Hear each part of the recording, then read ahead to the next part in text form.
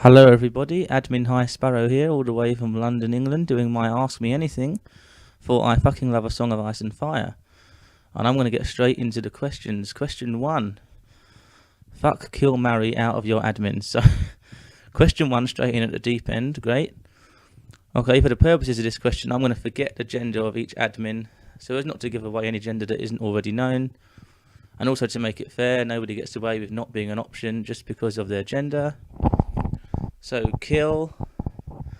House Stark, because they manage the page. They are the super admin, and who doesn't want to kill their boss, right? So, sorry House Stark, but High Sparrow is sending you to a black cell, and you're not being seen again after that. Marry.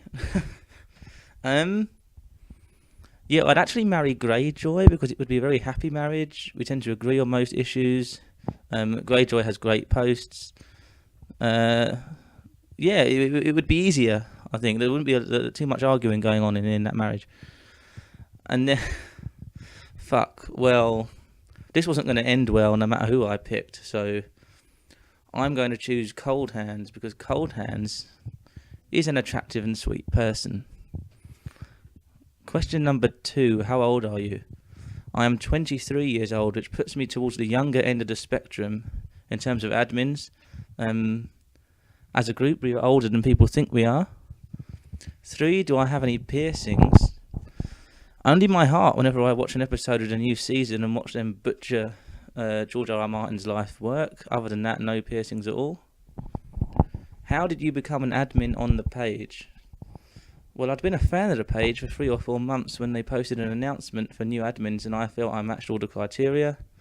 So I inboxed them, and they put me on trial, if you like, and they liked my post. So here I am, living the dream. It's a great page. Every admin brings something different to the table, whether it's theories, memes, complaining about the latest episode, all stuff I can get on board with. And also every admin has a near encyclopedic knowledge of the books, so that's a bonus. Unfortunately, friends of mine in real life just aren't cool enough to have read the books, so yeah, it's nice to be on the same wavelength with people. Next question, what started your love for A Song of Ice and Fire, and what do you think of the show? Well, confession time, I actually watched the show first. I was at university when it first aired, and I watched the first 2 seasons before reading the books. It's great to watch an hour of TV when you have no clue what's going to happen, but my curiosity meant I couldn't wait for season 3, so I just started reading and then couldn't stop. You don't understand the depth of the story and the characters without reading those books. The TV show, even at its best, it's just not quite the same, is it? But book readers will know that. And it's great to read books that, although they're set in a different world, they're true to life and realistic. You can really relate to the characters and the choices they have to make. In things like Lord of the Rings, high fantasy, although it's good, it's always black and white, good versus evil, and you just know the good guys are going to prevail in their struggle, blah, blah, blah. You don't get that with The Song of Ice and Fire. The good guys meet some horrible ends. And although painful to read at times, exactly the same happens in real life. So yeah, it's unpredictable, and by the way, that's why I get so annoyed at the spoilers the series is bringing now, because the unpredictability is a major attraction of the books, and it's just being ruined at this point. But to be fair to the show, season 1 and 2 were good. They sort of were companions to the books they were based on. It was well acted, it was well cast. Never thought it was needed to make the child characters so much older than they are in the books, but you can't have everything.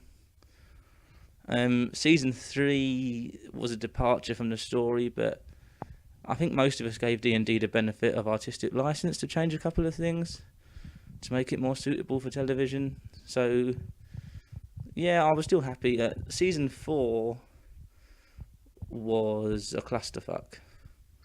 Large parts of the story forgotten about, random stuff added in for no reason.